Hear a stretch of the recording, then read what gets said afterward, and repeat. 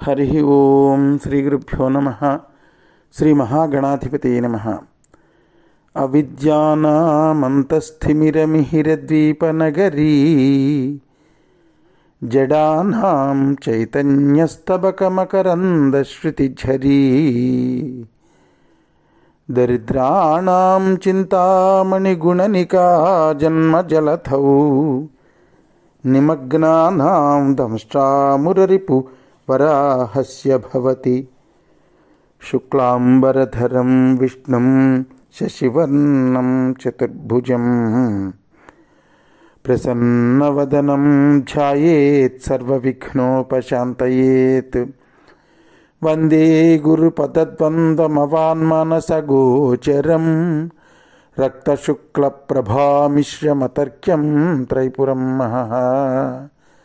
సానందమానందవనే వసంతం ఆనందకందం హతపాపబృందం వారాణసీనాథమనాథనాథం శ్రీవిశ్వనాథం శరణం ప్రపద్యే. విశ్వేశం మాధవం ఢుంఢిం దండపాణిం చ భైరవం వందే కాశీం గుహాం గంగాం భవానీం మణికర్ణికాం. హర నమః పార్వతీపతయే. హర హర మహాదేవ శంభో శంకర. దేవతలు ప్రార్థనలు విన్నటువంటి మహాదేవుడు శాంతించినటువంటి వాడై వీరభద్రుని అడిగాడు. వీరభద్ర, దేవతలందరూ వచ్చి నన్ను ప్రార్థించారా, ఇంతకీ నా మామగారైనటువంటి దక్షుడు ఎక్కడున్నాడురా అని అడిగితే, స్వామి ఇంకెక్కడ దక్షుడయ్యా, అతగాడి యొక్క తలను చిదిమి నేను యజ్ఞగుండంలో వేసేశాను అన్నాడు. ఎంత పని చేశావురా, పోనీ తల తీసేస్తే తీసేసావు, ముండెమైనా మిగిలిందా? ఆ ముండెం ఉన్నదండి అన్నారు. అప్పుడు ఆ ముండాన్ని చూసి ఆ ముండాన్ని తీసుకుని యజ్ఞ పశువుగా ఒక మేకను ఉంచుతారు కదా, ఆ పశువు యొక్క ఆ మేక యొక్క తలను ఆ మిగిలిపోయినటువంటి ముండానికి అతికించమన్నాడు మహాదేవుడు. ప్రేమమయమైనటువంటి తన చూపులతో ఆ ముండానికి మేక యొక్క తలను అతికిస్తే దాని వైపు ఒక్కసారి చూశాడు. ఒక్కసారి ఆలోచించండి, ఆ స్థానంలో శంకరుడు కాకుండా ఇంకా వేరే ఎవరైనా ఉంటే, వీరభద్ర దక్షుణ్ణి ఏం చేశావురా అంటే, తల చిరిమేశానండి అంటే, మరి ముండాన్ని ఎందుకు ఉంచావురా, దాన్ని కూడా యజ్ఞగుండంలో పారేయలేకపోయావా అని అడిగేవాడు. అవునా కదా? కానీ ఎంతటి వాత్సల్యం, ఎంతటి కరుణ, ఎంతటి దయా నిజంగా శంకరుడికి. ప్రేమమైనటువంటి చూపు చూసేట ఆ ముండానికి మేకతల అతికిస్తే. అలా ఆయన కరుణారసమైనటువంటి ఆ చూపుని చూస్తే ఆ ముండెము మేకతల అతుక్కున్నాయి. చేసిన అపరాధాన్ని మన్నించమని శివుడి పాదాలపై దక్షుడు పడ్డాడు. క్షమార్పణ వేడుకున్నాడు, ప్రార్థన చేశాడు. శివుడి పాదాలపై పడ్డాడండి దక్షుడు. చేసిన అపరాధాన్ని మన్నించమని క్షమార్పణ.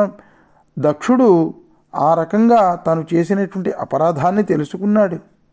ఎందుకంటే తత్వం బోధపడింది అప్పటికి. సరే, యజ్ఞం శాంతించింది, శాంతమయ్యింది. నారాయణమూర్తి యజ్ఞస్వరూపుడై ప్రత్యక్షమయ్యాడు, వరాలనిచ్చాడు. మహాదేవుడు దక్షుడితో అన్నాడు, దక్ష, ఈ రోజు నుంచి నువ్వు ఈ లోకంలో కాదయ్యా నువ్వు ఉండవలసింది, నువ్వు నా సమీపంలో ఉండవయ్యా, నా ప్రమదగణాల్లో ఒకటిగా నువ్వు ఉండు అన్నాడు. ఎంతటి వాత్సల్యం అండి నిజంగా, ఎంతటి కరుణామూర్తి, ఎంతటి దయామయుడు శంకరుడు. దక్షుడన్నాడు, స్వామి నీ ప్రమదగణాల్లోకి వచ్చి నేను చేరుకుంటాను, కానీ నేను చేసినటువంటి అపరాధం ఒకటి ఉన్నది, ఆ అపరాధాన్ని నేను తీర్చుకున్న తర్వాత ఆ పని చేస్తాను అన్నాడు. ఏం అపరాధం చేశావయ్యా దక్ష? నా రక్తం పంచుకుని పుట్టినటువంటి నా ఆడబిడ్డని నేను అవమానించాను. అనంతకోటి బ్రహ్మాండాలకి అధిపతి అయినటువంటి మూలపురుషుడు అయినటువంటి నిన్ను నేను నిందించాను. అందుకని నిన్ను నిందించినటువంటి ఆ నిందాజనితమైనటువంటి పాపం, శివనిందా పాపం, ఆ పాపాన్ని నేను పరిహారం చేసుకున్న తర్వాత వస్తాను అన్నాడు. తనకు జన్మనిచ్చినటువంటి బ్రహ్మను ప్రార్థించాడు. తండ్రి, నేను ఈ పాపం నుంచి బయటపడాలంటే ఏం చేయాలి నాన్నగారు అని అడిగాడు. అప్పుడు బ్రహ్మ చెప్పాడు, పరనిందా సముద్భూతం పాప పంకం సుదుశ్చితం యదిక్షాళయితం కాంక్ష తథా వారాణసీం వ్రజ అన్నాడు. బ్రహ్మగారు చెప్పారు, దక్ష, శివనింద మహాపాపంరా. అయితే మహాపాతక నాశని అయినటువంటి కాశీకి వెళ్ళరా. కాశీకి వెళ్ళి ఒక శివలింగాన్ని ప్రతిష్ఠ చేసి ప్రాయశ్చిత్తం చేసుకోరా. లింగ ప్రతిష్ఠ వల్ల శివుడు సంతోషిస్తాడు. బ్రహ్మహత్యకైనా సరే ప్రాయశ్చిత్తం ఉంది, కానీ శివనిందకు ప్రాయశ్చిత్తం లేదు. శివనిందా పాపాన్ని కేవలం కాశీ మాత్రమే హరించగలదు అని చెప్పాడు. తన తండ్రి అయినటువంటి బ్రహ్మగారు చెప్పినటువంటి మాటలను విన్నటువంటి దక్షుడు కాశీకి వెళ్ళాడు. కాశీకి వెళ్ళి ఒక శివలింగాన్ని ప్రతిష్ఠ చేశాడు. ఏకాగ్రచిత్తంతో 12,000 సంవత్సరాల పాటు శివుణ్ణి ఆరాధన చేశాడు. మహాదేవుడు ఎంతో ప్రసన్నుడయ్యాడు. ప్రసన్నుడై ప్రత్యక్షమయ్యాడు. ప్రత్యక్షమైన తర్వాత ఏదైనా వరం కోరుకోవయ్యా దక్ష అని అడిగాడు. అంటే దక్షుడన్నాడు, మహాదేవ, చాలా జరిగిపోయింది. నిన్ను ఎంతో నిందించాను.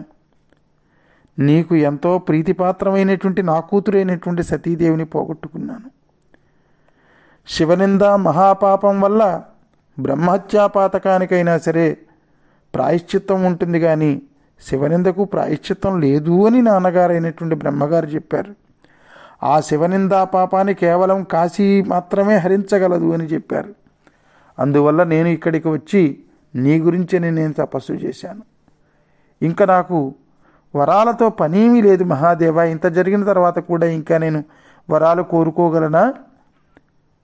నువ్వు అప్పుడు నాకు మేకతలను అతికించిన తర్వాత నీ ప్రమదగణాల్లో ఒకడిగా నన్ను ఉండమని అప్పుడు ఆజ్ఞ ఇచ్చావు.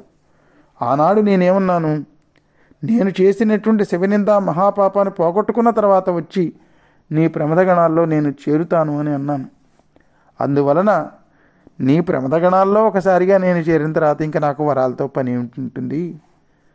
నన్ను అనుగ్రహించు మహానుభావ అన్నాడు దక్షుడు. అప్పుడు శివుడు అన్నాడు, దక్ష, నువ్వు ఈ కాశీలో ప్రతిష్ఠించినటువంటి ఈ శివలింగం ఏదైతే ఉంటుందో ఈ శివలింగం గొప్ప శివలింగం అవుతుంది. భక్త సులభుడు కదండి పరమేశ్వరుడు.